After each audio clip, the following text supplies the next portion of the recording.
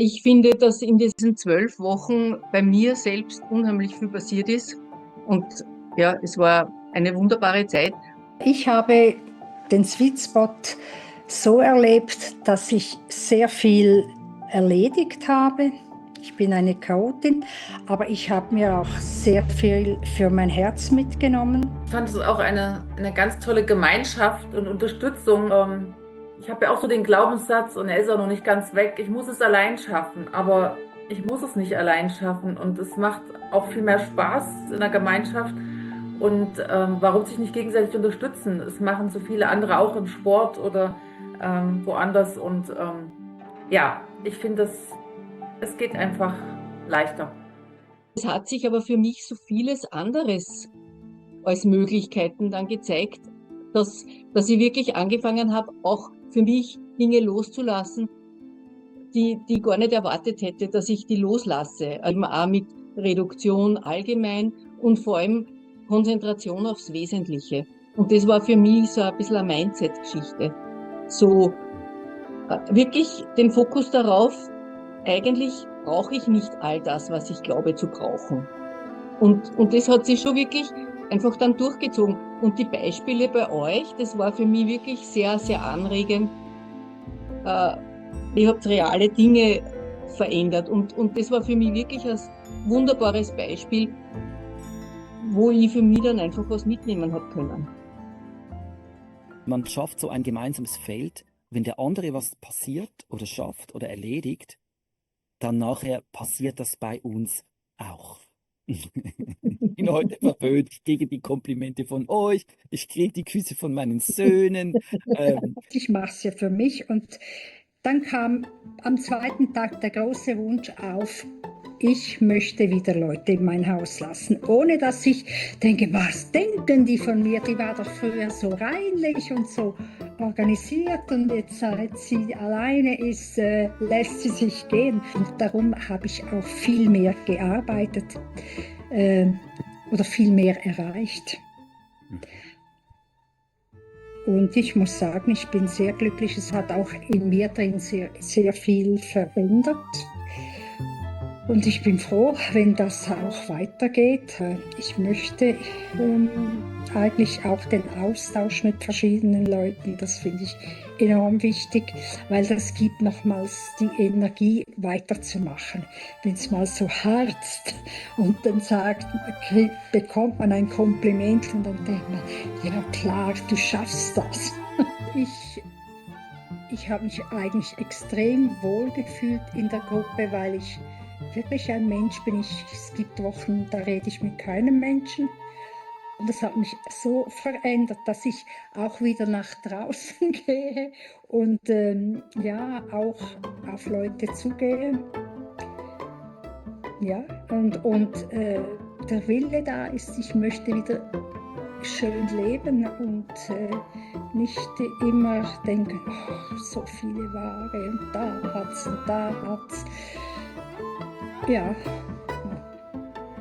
also ich bin glücklich. Ja, ich habe halt auch gemerkt, das Wissen alleine ist es halt nicht. Und ja, das ist einfach dieses Dranbleiben und dieses, bis das wirklich so eine Gewohnheit ist. Also das ist einfach nochmal ein Unterschied, das habe ich schon auch gemerkt, ja. Und du hast dir jetzt eigentlich auch kleinere Schritte gegönnt. Das fand ich Ja. übrigens sehr, sehr mutig. Ja. Ja, aber es war trotzdem wichtig, also auch kleine Schritte braucht es, um vorwärts zu kommen.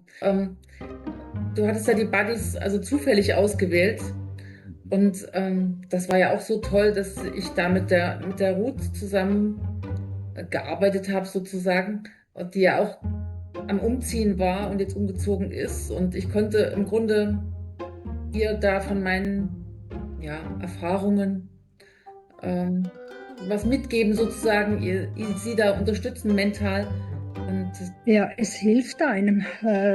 Eben Rechenschaft abgeben ist immer gut. Musste ich ja noch nie im Leben. Ich habe immer gemacht, was ich wollte. Ich hatte eigentlich arme Männer.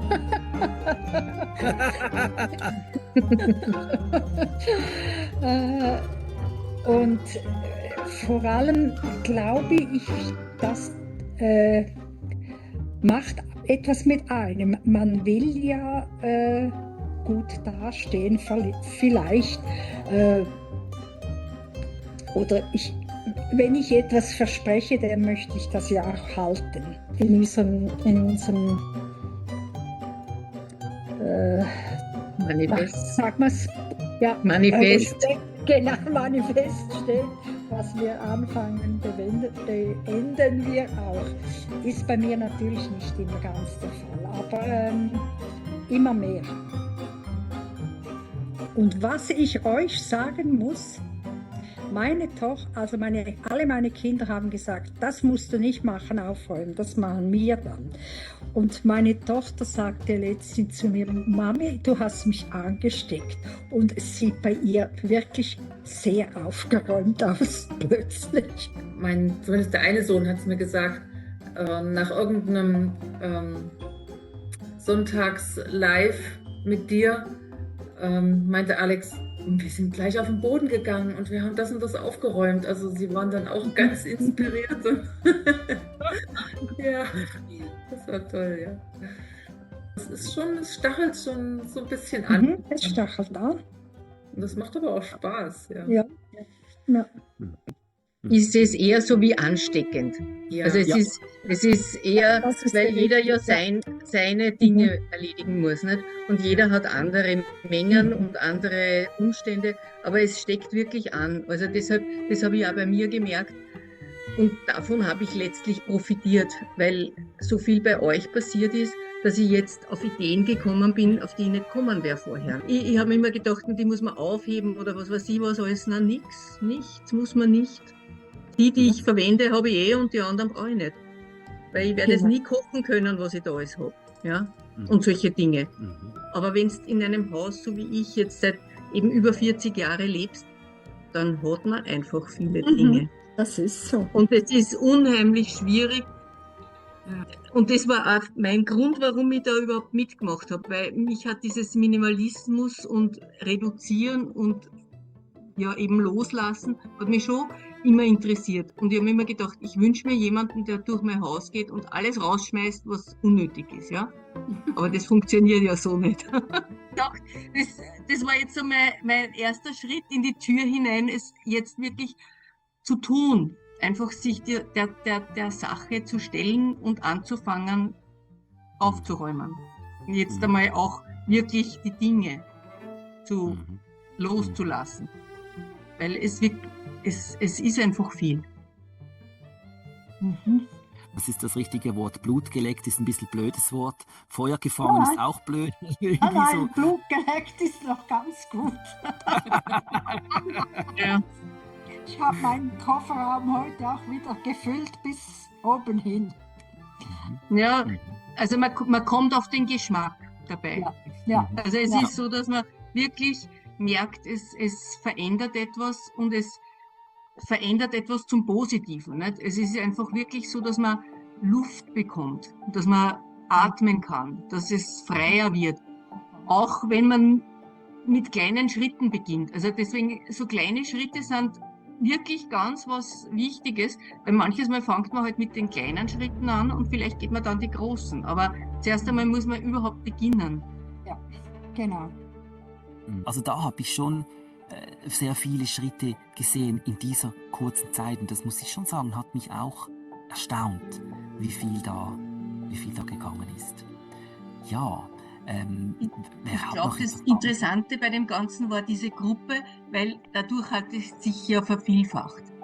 Es ist nicht einer gegangen, sondern es sind viele gegangen und jeder irgendwo anders. Und dadurch hat man so viele Erfolge rundum gesehen, dass man einfach wirklich auf den Geschmack gekommen ist, auch diese Erfolge zu haben oder haben zu wollen. Ja. Es hat sich der Blick einfach verändert, ne? Und man sieht sein eigenes Umfeld dann auch anders.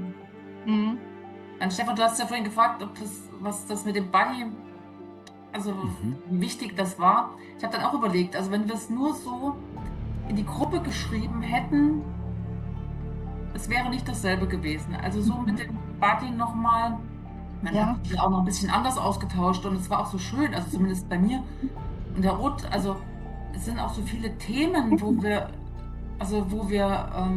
die uns interessieren, wo wir uns austauschen können. Und das ist total spannend. Und das ist natürlich, und sie sagte mir dann auch, also das ist so schön, wie du da wirklich mitdenkst und mitgehst, und dann auch Fragen stellst. Du kannst du vielleicht da noch und vielleicht hilft dir das. Und als wäre wirklich jemand da und ist wirklich von Herzen daran interessiert. Ja, also ich nehme mit, dass ich weitermache natürlich. Ich habe mir auch Ziele gesteckt, ja, Ja, perfekt, ja. auf längere Zeit, da ich eben mich nicht überfordern will. Was ich versuche jetzt zu machen, ich mache nur noch ganz kleine Sachen, aber die mache ich dann wirklich fertig. Das heißt eine Schublade oder 2 und dann sind die fertig. Das habe ich mir ganz fest vorgenommen. Nein, jetzt gehst du und machst jedes Ding an seinen Platz, oder? Sonst hätte ich das einfach auf den Tisch gelegt, aber auf meinem Tisch sind wirklich nur die 3 Pflanzen jetzt.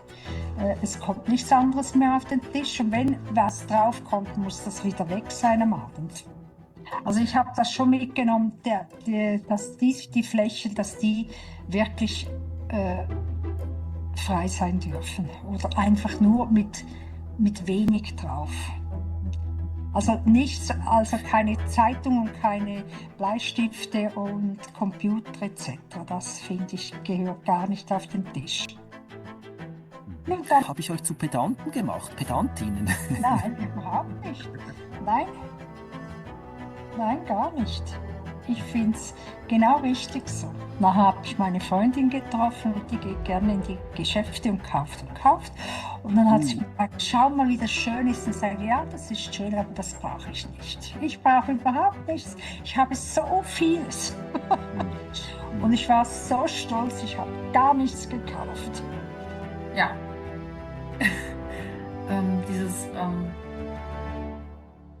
Was wir begonnen haben, das abschließen. Also wie Ruth jetzt auch sagt, lieber was Kleines, aber wir schließen es dann ab. Und wenn es halt nur, also dass wir eine große Sache dann in kleine Schritte einteilen. Aber ich habe auch so viele angefangene, unerledigte Dinge und das arbeitet alles unbewusst und macht einen unzufrieden und das nehme ich auch mit, dass man das einfach sich angewöhnt irgendwo oder so machbar macht, dass es schaffbar macht. Was macht das, wenn du etwas einfach abschließt und es ist jetzt einfach fertig? Was macht das mit dir, Christine? Ich habe den Kopf frei. Ich kann mich wieder um andere Dinge kümmern. Und wenn es nur ist, dass ich irgendwo mich unter den Baum setze oder so. Ne? Einfach. Weil wenn ich mich da mit unter den Baum setze, es ist was anderes, als wenn ich mich da hinsetze und es ist abgeschlossen. Ja. Natürlich sind Pausen wichtig, ne? Aber ja, ihr wisst, was ich meine. Ja, ich habe letztens ein Erlebnis gehabt, da war einmal zufälligerweise in unserem Kühlschrank fast nichts. Ja? Und ich habe da reingeschaut und habe mir gedacht, so schön, leider müssen wir jetzt einkaufen gehen und dann wird er wieder voll.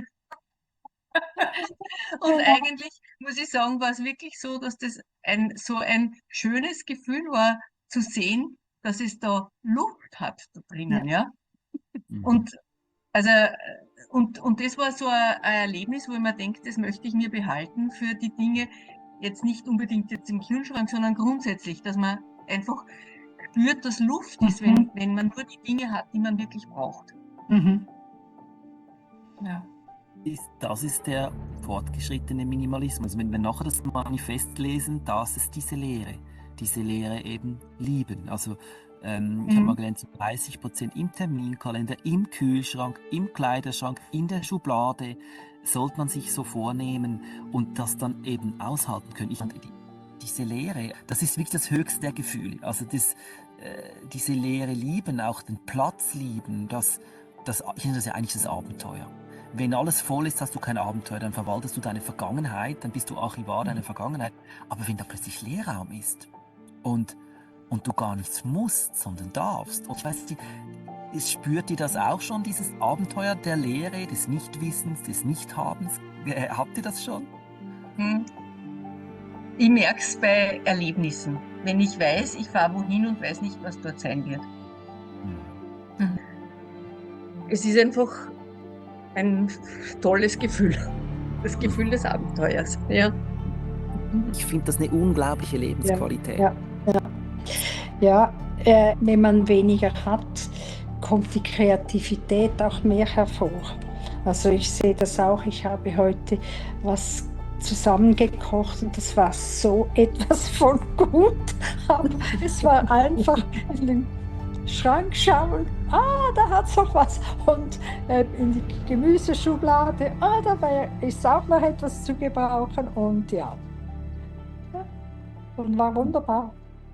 Mir hilft so ein paar ganz einfache Leitplanken und ich orientiere mich sehr gerne. Habt ihr das auch? Spürt ihr das auch? Oder bin ich da allein mit dem? Nein, ich habe da aus dem Manifest einiges in mein Leben aufgenommen. Ich bin noch nicht bei allem, aber Wir lesen wirklich als Ritual am Anfang und am Schluss das vor, wenn wir dann die Community beginnen. Aber jetzt würde ich sagen, Film ab. Rudi, liest uns mal den Punkt 1 vor. das Manifest, ich sage jetzt das Manifest. Wir lassen los und gehen auf Empfang. Wir halten die Lehre aus und vertrauen ihr. Punkt 2. Wir vertrauen dem Leben und heißen das Abenteuer willkommen. Wir gönnen uns Fehler und anderen auch. Wir sind nicht perfekt, wir sind KISS. Wir schieben nicht auf, wir handeln sofort. Wir entscheiden mutig und zwar jetzt. Wir behalten nichts, außer wir lieben oder brauchen es wirklich. Wir bewerten nicht, wir fragen liebevoll. Wir sind verbindlich und halten Wort. Was wir angefangen haben, schließen wir ab. Wir sind gute Buddies. Stimmt, ja. Es ist wirklich, es hat eine Kraft. Ja. Es hat wirklich eine Kraft und wir sind alle in diese Kraft reingegangen und bleiben drin. Ich danke euch ganz herzlich. Wir danken dir. Ja, danke dir.